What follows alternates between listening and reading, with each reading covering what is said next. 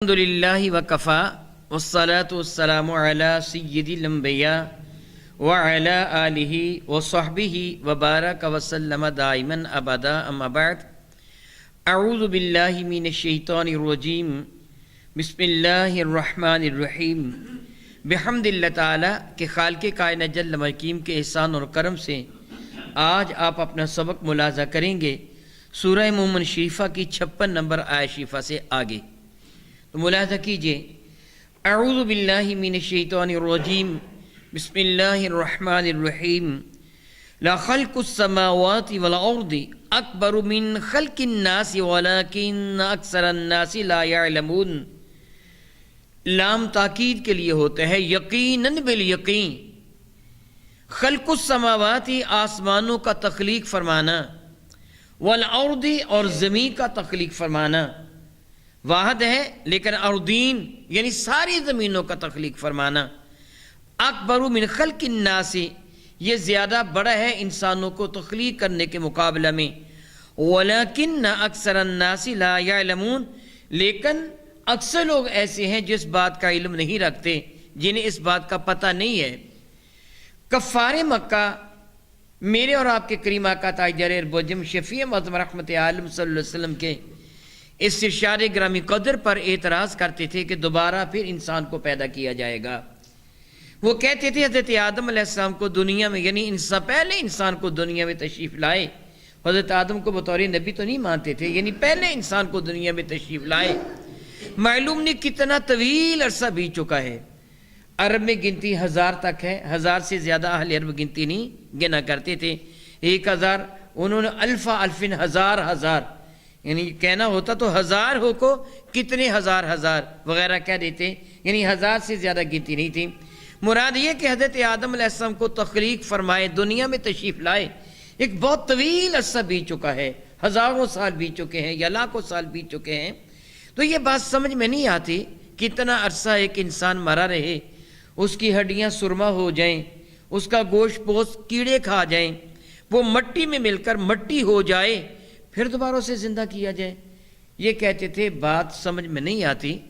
جس طرح بعض کافر، بعض کے نظر بن حارث یا آس بن وائل یا کوئی بھی کافر بوسیدہ ہڈی کو اپنی انگلیوں میں مسلتا ہوا میرے کریم آقا کے دربار مقدس پہ آ کر از راہ مذاق کہتا میں یحیی العظام وہی رمیم، کون ہے جو ان ہڈیوں کو زندہ کرے گا؟ یہ تو مسلی جا رہی ہیں، بھر رہی ہیں، باریک ہو رہی ہیں، انگلیوں کے ساتھ ان کو مسلا جا رہا ہے، یہ باریک پاؤڈر بن رہی ہیں۔ میں یحیی العظام، کون ان ہڈیوں کو زندہ کرے؟ وہی رمیم، جو تو رمیم ہے، بوسیدہ ہو چکی ہیں۔ ذرا فرماتا ہے کل یحییھا الذی انشأھا اول مرہ، اس کو بتا دو ان ہڈیوں کو وہی زندہ کرے گا جس نے پہلی مرتبہ ان کو پیدا فرمایا ہے۔ وہ قادر ہے، وہ قادر ہے۔ انسان تو نے کبھی اپنی تخلیق پر غور نہیں کیا؟ تیری ابتدائی حیثیت ہے کیا؟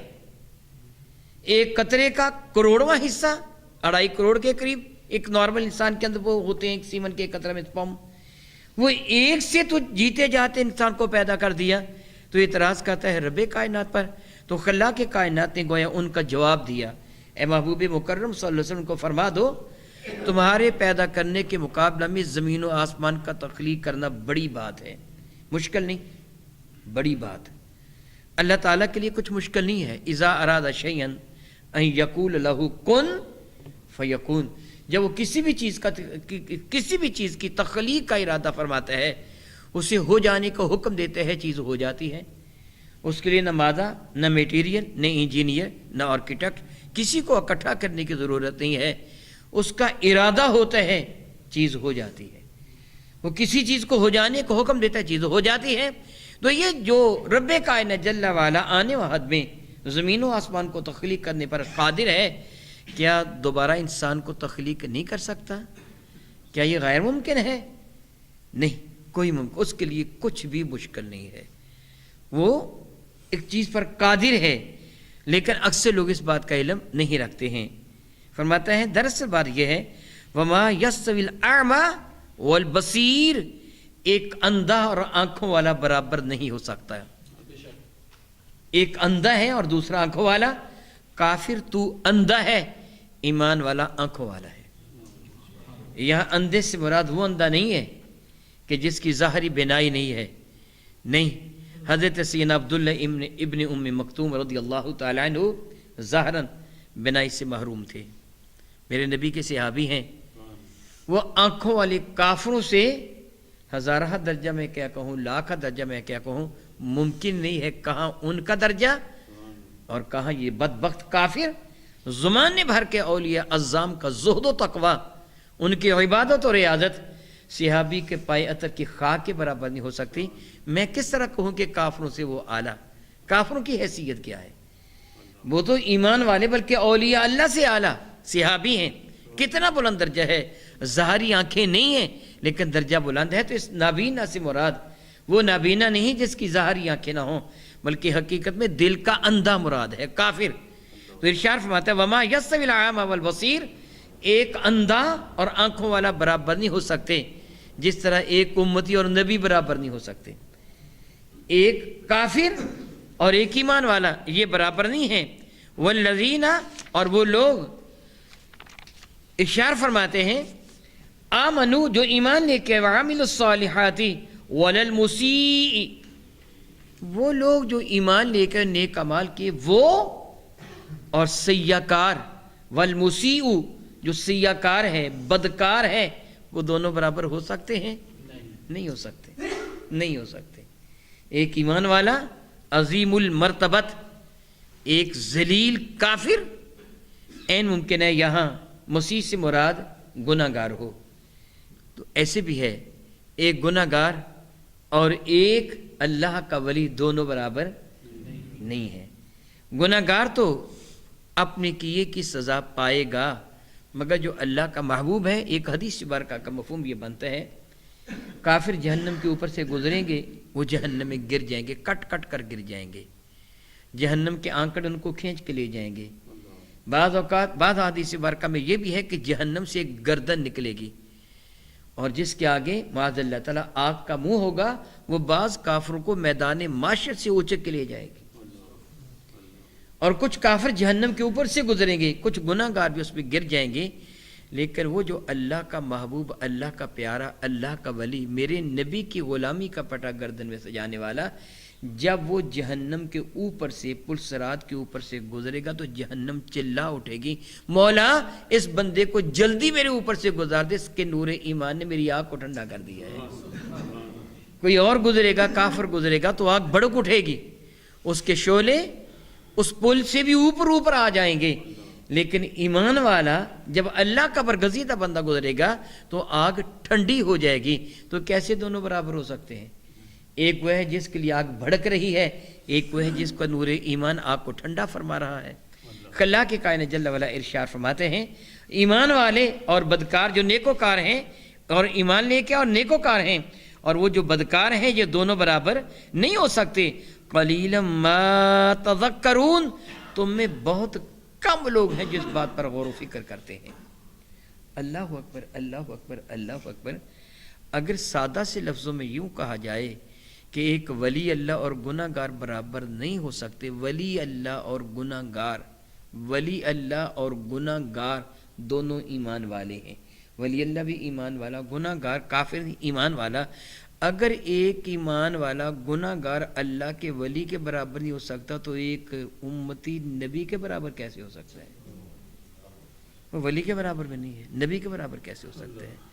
درجے میں جو تفاوت ہے، جو فرق ہے، وہ بہت عظیم فرق ہے، جو میں پہلے کہہ چکا ہوں کہ زمانے بھر کے اولیاء اعظام صحابی کے برابر نہیں ہو سکتے، اس کا درجہ وراء الورا ہے، اور کوئی صحابی نبی کے برابر نہیں ہو سکتا۔ تو رب کائنات ارشاد فرماتے ہیں قلیلا ما تذکرون، اور تمہیں بہت تھوڑے وہ لوگ ہیں جو نصیحت قبول کرتے ہیں، جو غور کرتے ہیں، جس چیز پہ فکر کرتے ہیں۔ ان الساعۃ، یاد رکھو، تحقیق بالتحقیق، یقیناً بالیقین، الساعہ وہ گھڑی، اس گھڑی سے مراد قیامت کی گھڑی ہے۔ الساعہ کا لفظی معنی مطلقاً گھڑی ہوتا ہے، لیکن جب اس کو الف لام کے ساتھ معرفہ بنا دیا گیا، جس طرح کتاب مطلقاً جب الکتاب کہا جاتا ہے تو مراد قرآن مجید فرقان حمید لیا جاتا ہے۔ ساعہ، ساعتن نکرہ، کوئی بھی وقت، کوئی گھڑی۔ الساعہ جب الف لام کے ساتھ اس کو معرفہ بنایا گیا تو اس سے مراد قیامت کی گھڑی لی جائے گی۔ ان الساعۃ لآتیۃ، اور قیامت کی گھڑی وہ یقیناً بلی لام تاکید کے لیے ضرور بھی ضرور وہ آنے والی ہے، لا ریب فیہا، اس کے وقوع ہونے میں کوئی شک ہے ہی نہیں ہے، ممکن نہیں ہے کہ اس میں شک ہو، وہ آئے گی قیامت کی گھڑی اور ضرور آئے گی، اور قیامت کا آنا یقینی ہے، اور یہ ہمارے ایمان کا حصہ ہے، اور ساری کی ساری عبادات ہم اسی بنا پہ کرتے ہیں کہ ہمارا یقین ہے قیامت آئے گی اور اللہ تعالیٰ اس کا بہترین اجر ہم کو عطا فرمائے گا۔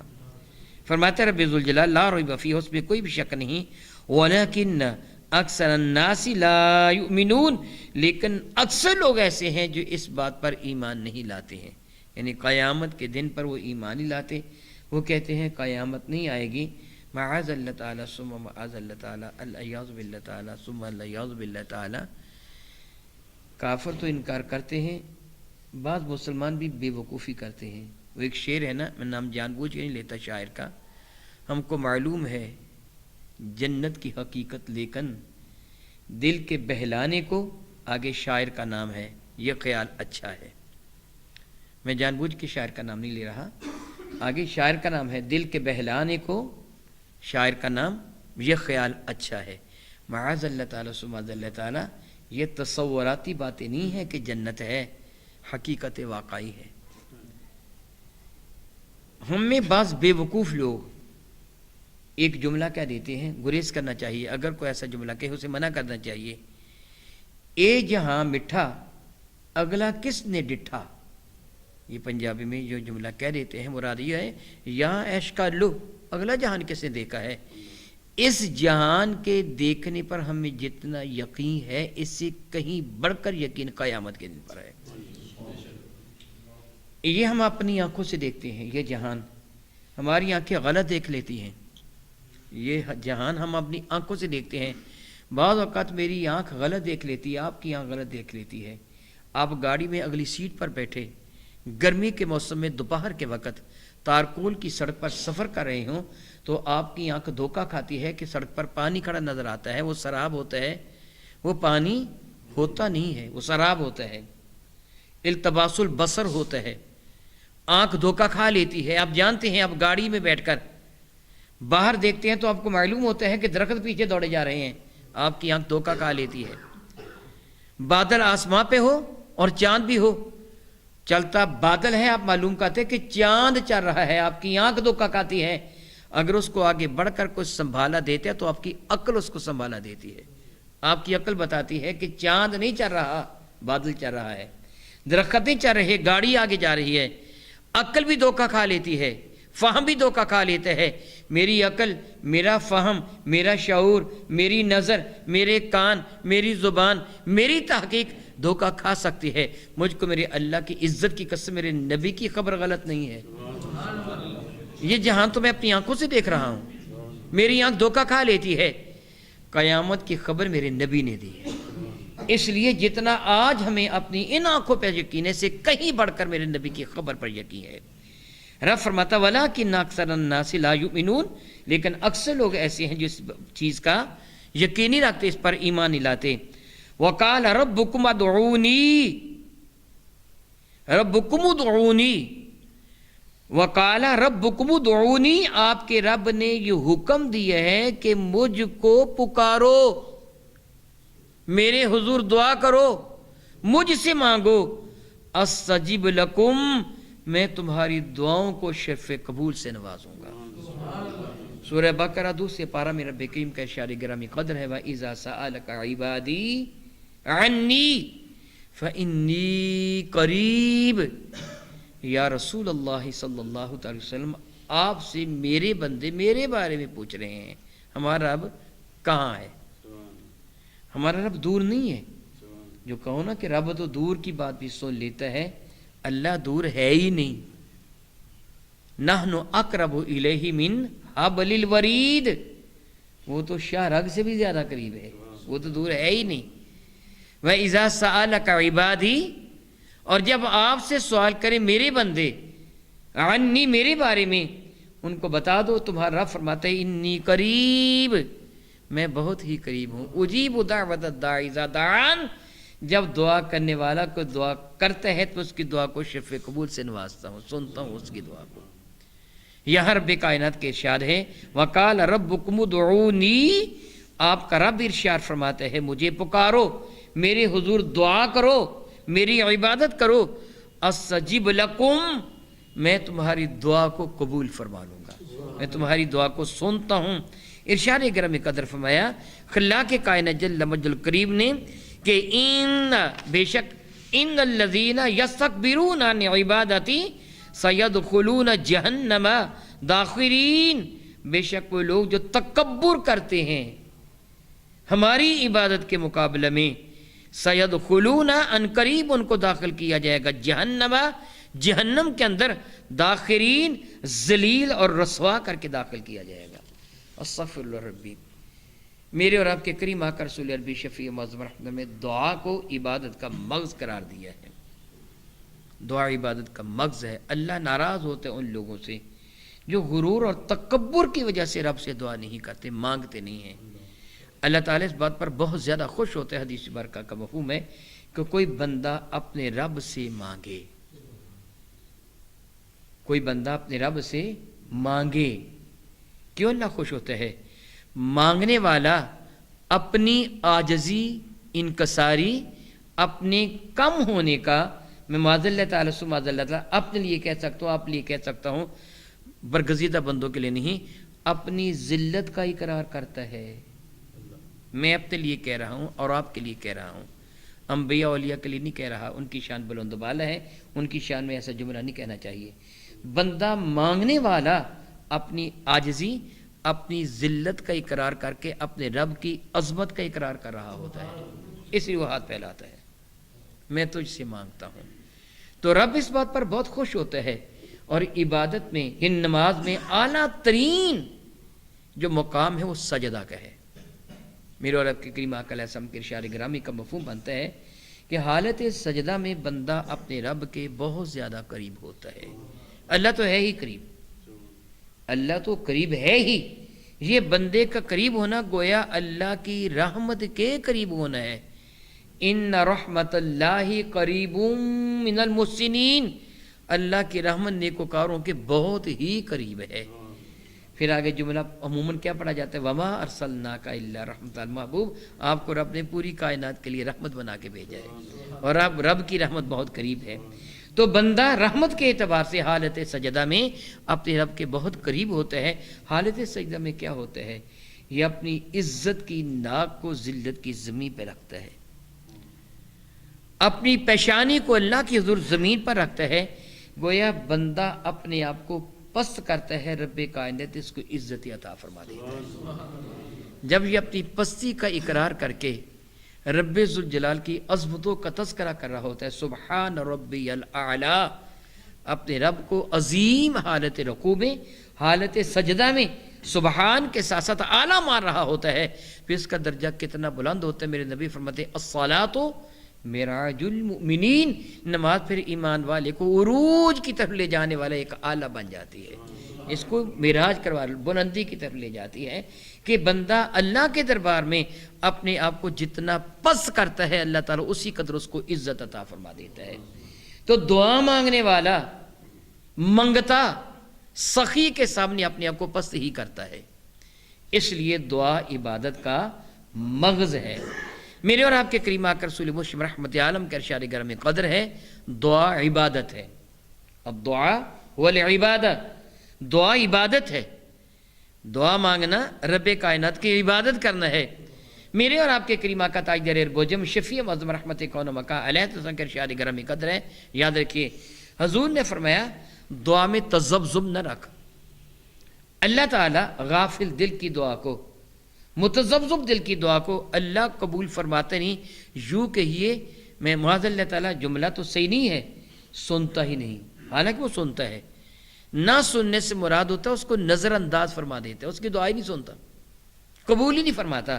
تذبذب سے مراد کیا ہے؟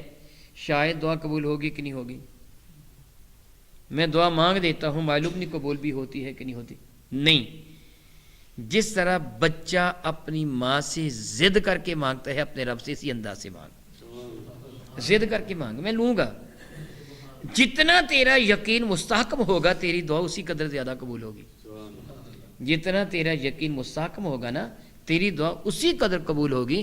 جب تک تیرا یقین مستحکم نہیں ہوگا، یقین میں جس قدر استحکام ہے، جس قدر استحکام ہے.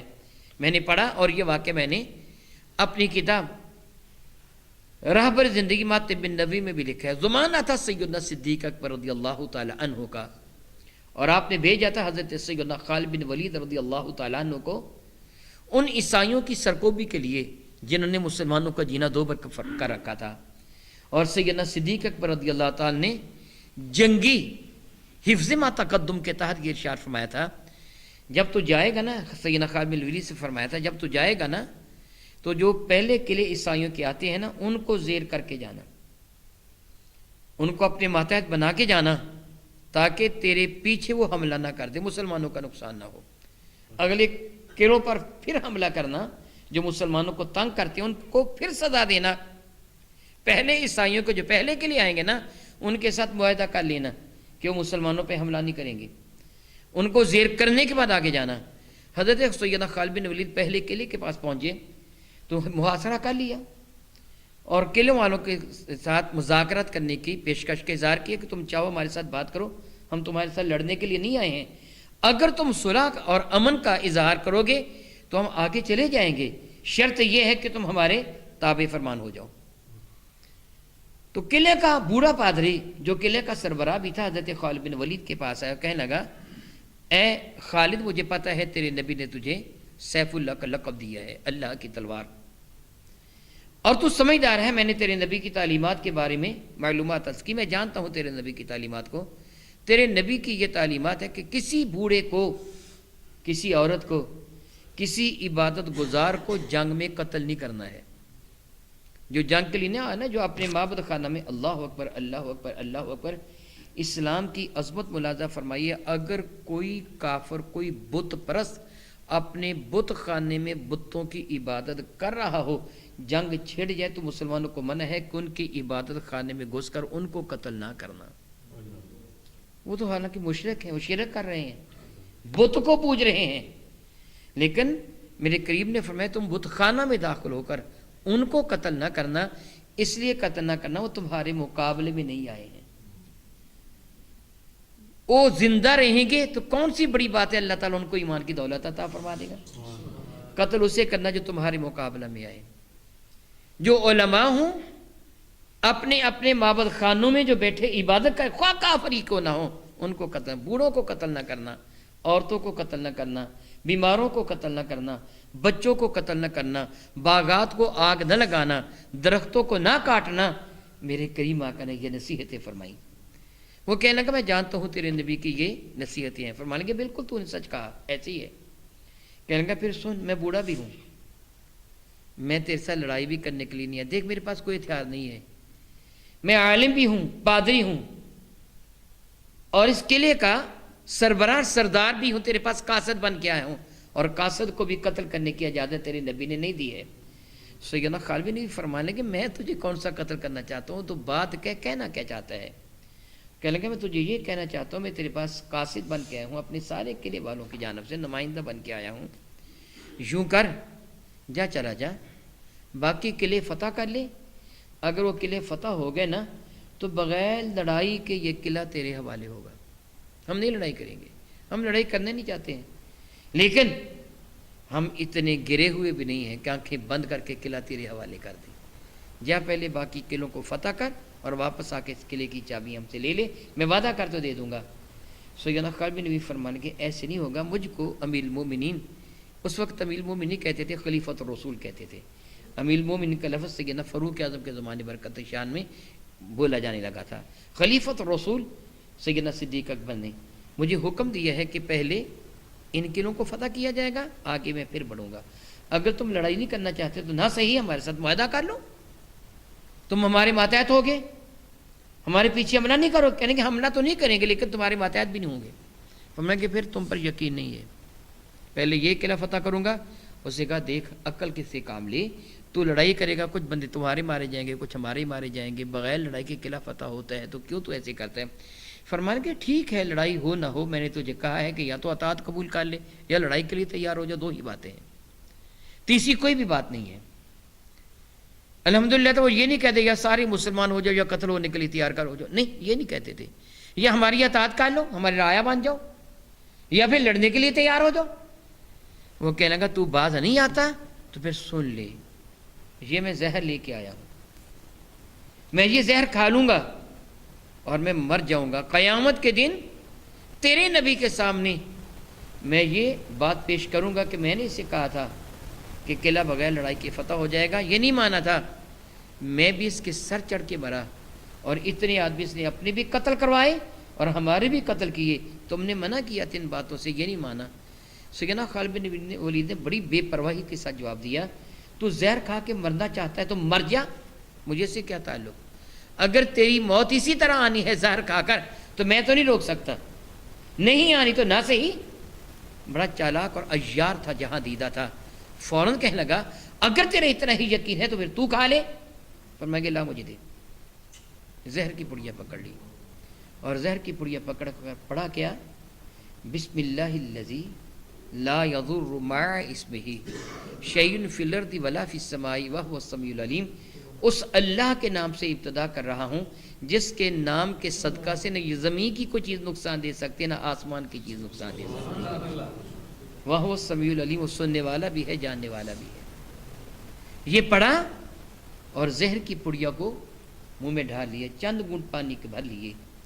اس عیسائی راہب کو، اس پادری کو یقین کامل تھا کہ میں نے آسانی کے ساتھ جو اسے شیشے میں اتار لیا، آئیے وہ شخص کہ جس کو اس کے نبی نے سیف اللہ، اللہ کی تلوار کہا ہے، میں نے اس کو توڑ پھوڑ کے رکھ دیا ہے، یہ مر جائے گا، زہر اتنا شدید ہے کہ اگر اس کے ساتھی سے غسل دینا چاہیں گے تو اس کا جسم گل سڑ چکا ہوگا، غسل نہیں دیا جا سکے گا، کپڑے میں باندھ کے لے کے جائیں گے۔ وہ خوش ہو رہا تھا۔ سیدنا خالد بن ولید نے تھوڑی دیر تک سر جھکائے رکھا اور پھر چند لمحوں کے بعد سر اٹھا کے فرمایا کہ بتا میرا کیا بگڑا ہے، میرا تو کچھ بھی نہیں بگڑا۔ اس عیسائی پادری کی حالت عجیب تھی، حواس باختہ، کوئی جواب نہ دیا، اٹھ کے کھڑا ہوا اور دوڑ پڑا اپنے قلعے کی جانب، سانس پھول گیا، قلعے میں گیا تو دونوں ہاتھ اوپر اٹھا کر کہنے گا قلعے والوں آؤ جلدی آؤ، بہت بڑی خبر لے کے آیا ہوں، خداوند یسوع مسیح کی قسم بہت بڑی خبر لے کے آیا ہوں۔ قلعہ کے لوگ اپنے حواس باختہ پادری کے گرد گرد جمع ہو گئے، رنگ اس کا اڑا ہوا تھا، زرد رنگ تھا، سانس اس کا پھولا ہوا تھا، منہ سے جھاگ اڑ رہی تھی، آنکھیں اس کی حیرت زدہ تھیں۔ کہنے لگے تجھے ہوا کیا ہے، کیا خبر لے کے آیا، کیا مسلمان حملہ کرنے والے ہیں، حملہ کر دیا؟ کہنے لگا نہیں نہیں، بات یہ نہیں ہے، مجھ کو خداوند یسوع مسیح کی قسم میں ایسی قوم سے مل کے آئے ہوں جن کو مرنا آتا ہی نہیں ہے، وہ صرف مارنا ہی جانتے ہیں، ان کو مرنا نہیں آتا، وہ صرف مارنا جانتے ہیں۔ وہ زہر جو ان کا ایک بندہ کھا گیا، بے ہوش ہونا تو نہ مرنا تو درکنار، وہ بے ہوش بھی نہ ہوا۔ خداوند یسوع مسیح کی قسم اگر وہ زہر میں قلعے کے تالاب میں ملا دیتا، ہم سارے پانی پیتے تو سارے ہی مر جاتے، ان کا ایک بندہ مرنا تو کجا، وہ تو بے ہوش بھی نہیں ہوا۔ میرا مشورہ یہ ہے کہ خاموشی سے قلعے کی چابیاں ان کے حوالے کر دو، ان کو مرنا نہیں آتا۔ اب حضرت خالد بن ولید کو رب کائنات نے جو زہر کے اس اثر سے بچایا، کیوں؟ آپ کا یقین میرے نبی پر بہت کامل تھا، اللہ تعالیٰ پر بہت یقین کامل تھا۔ جتنا یقین کامل ہوگا دعا اسی قدر زیادہ قبول ہوگی۔ اور پھر آداب دعا میں ہے، حضرت جامع ترمذی میں سیدنا فضالہ بن عبید رضی اللہ تعالیٰ سے یہ حدیث بار کا مروی ہے کہ میں بارگاہ بے کس پناہ میں حاضر تھا، صلی اللہ تعالیٰ علی حبیبہ دائما ابدا، ایک شخص آیا، اس سے آ کر نماز پڑھی، نماز پڑھنے کے بعد اس نے اپنے ہاتھ دعا کے لیے اٹھا لیے، وہ کہہ رہا تھا رب اغفر لی وارحمنی، اے اللہ میری مغفرت فرما دے، مجھ پر رحمت نازل فرما دے۔ میرے اور آپ کے کریم آقا تاجدار اربوجم شفیع معظم رحمت عالم صلی اللہ علیہ وسلم نے اسے فرمایا اجل تو ایھا المصلی، گویا ڈانٹنے کے انداز میں فرمایا نمازی تو نے کتنی جلدی مچا دی ہے، یہ مانگنے کا طریقہ کیا ہے جو تو نے شروع کر دیا؟ حالانکہ اس سے دعا غلط تو نہیں مانگی تھی، رب سے رحمت اور مغفرت کی طلب کی تھی، اے اللہ میری مغفرت فرما دے، مجھ پہ رحمت نازل فرما دے۔ میرے کریم ناراض ہو گیا، یہ کیا انداز ہے دعا مانگنے کا؟ بندہ چپ ہو گیا۔ میرے کریم فرمائیں گے سن، جب تو دعا مانگنا چاہے پہلے اپنے رب کی حمد کر، پھر مجھ مصطفیٰ پہ درود و سلام بھیج، اس کے بعد مانگ جو مانگنا چاہتا ہے۔ سیدنا عبداللہ ابن مسعود رضی اللہ تعالیٰ عنہ حاضر خدمت ہوئے، صدیق و فاروق بھی بارگاہ صاحب امام میں حاضر تھے۔ حضرت سیدنا عبداللہ ابن مسعود رضی اللہ تعالیٰ نے نماز ادا کی، نماز ادا کرنے کے بعد اپنے ہاتھ دعا کے لیے اٹھائے، پہلے اللہ تعالیٰ کی حمد کی، جس طرح آج بھی دعا مانگنے والا پہلے حمد کہتا الحمدللہ رب العالمین، اس کے بعد درود پڑھتا ہے والصلاۃ والسلام علی سید الانبیاء والمرسلین، یا کوئی سا درود پاک پڑھ لے، کسی انداز میں بھی حمد کر لے، یہ کوئی ضروری نہیں کہ یہی پڑھے گا، کوئی سا درود پاک پڑھ لے، کسی بھی انداز میں حمد کر لے۔ حضرت سیدنا عبداللہ ابن مسعود نے پہلے اپنے رب کی حمد کی، پھر میرے کریم آقا پر ہدیہ درود و سلام بھیجا تو حضور دیکھ کر مسکرا دیے، فرمایا کہ سال تو عطا 3 مرتبہ فرمایا عبداللہ اب مانگ جو مانگے گا تیرا رب تجھ کو عطا فرما گے، مانگ اب مانگ جو مانگے گا تیرا رب تجھ کو عطا فرما دے گا۔ پتہ چلا آداب دعا سے یہ ہے کہ دعا کے اول و آخر اللہ کی حمد اور درود و سلام کو ضرور شامل کر لینا چاہیے۔ اور پھر میرے کریم آقا کے ایک اور ارشاد گرامی قدر بھی ہے کہ اللہ تعالیٰ جل وعلا اس شخص کی دعا کو قبول فرماتا ہے کہ جو بندہ حرام خور نہیں ہوا کرتا۔ حدیث بارکہ کا مفہوم ہے، میرے کریم آقا نے فرمایا ایک بندہ دور دراز سے چل کے آتا ہے، اس کے بال بکھرے ہوئے ہیں، چہرہ بھی گرد آلود ہے، کپڑے پھٹ کر پرانے ہو گئے، وہ آ کر رو کر اپنے رب سے دعا مانگتا ہے، مگر اللہ تعالیٰ اس کی دعا کو قبول نہیں فرماتا۔ صحابہ نے کہا یا رسول اللہ، اس کا قصور کیا ہوا؟ فرمایا اس کے پیٹ میں حرام ہے، اس کے بدن پر حرام ہے، حرام کو اللہ قبول نہیں فرماتا۔ الیاذ باللہ تعالیٰ ثم الیاذ باللہ تعالیٰ۔ اگر آپ یہ چاہتے ہیں کہ آپ کی دعاؤں کو رب کائنات شفع قبول سے نوازیں، آپ حلال کھائیں، کبھی حرام نہ کھائیں، سچ بولیں، جھوٹ نہ بولیں، کہ جھوٹے پر اللہ کی لعنت ہوتی ہے، تو جس پر لعنت ہے اس پر رحمت تو نہیں ہوتی۔ دعا میں تو رحمت کی ضرورت ہے، جھوٹ نہ بولیں، حرام نہ کھائیں، دعا کے ابتدا اور انتہا میں درود و سلام اور اپنے رب کی حمد کو شامل کریں، دعا میں یقین رکھیں کہ میرا رب بڑا کریم ہے، میری دعا کو رد نہیں فرمائے گا، ضرور قبول کر لے گا۔ اور دعا میں اس انداز سے میرے نبی نے منع فرمایا، اے اللہ چاہے تو رحمت کر چاہے تو نہ کر، معاذ اللہ، یوں نہ کہے یہ کیا ہوا چاہے تو کر چاہے تو نہ کر، یقین کے ساتھ دعا مانگ کہ اللہ تعالیٰ رحمت نازل فرما، اے اللہ تعالیٰ رحمت نازل فرما، تو پھر کیا ہوگا؟ رب کائنات جل وعلا کی رحمتیں شامل حال ہو جائیں گی۔ فرماتے ہیں وہ لوگ جو تکبر کرتے ہیں عبادتی، میری عبادت سے، سیدخلون جہنم، تکبر عبادت دعا بھی عبادت ہے، جو دعا مانگنے میں تکبر سے کام لیتے ہیں۔ میں اللہ سے معافی مانگتا ہوں یہ جملے کہہ رہا ہوں، نماز پڑھ کر دعا مانگ کے اٹھا کیجئے، تکبر کے ساتھ اٹھ کے نہ چلے جائیے، نماز پڑھنے کے بعد تکبر کے ساتھ اٹھ کے نہ چلے جائیے، اپنے رب کے حضور کچھ مانگ کے جایا کیجیے۔ میرے کریم آقا کا ارشاد ہے کہ فرض نماز کے بعد، اذان کے بعد اللہ دعا کو بہت قبول فرماتا ہے، ضرور فرض نماز کے بعد دعا مانگا کیجیے۔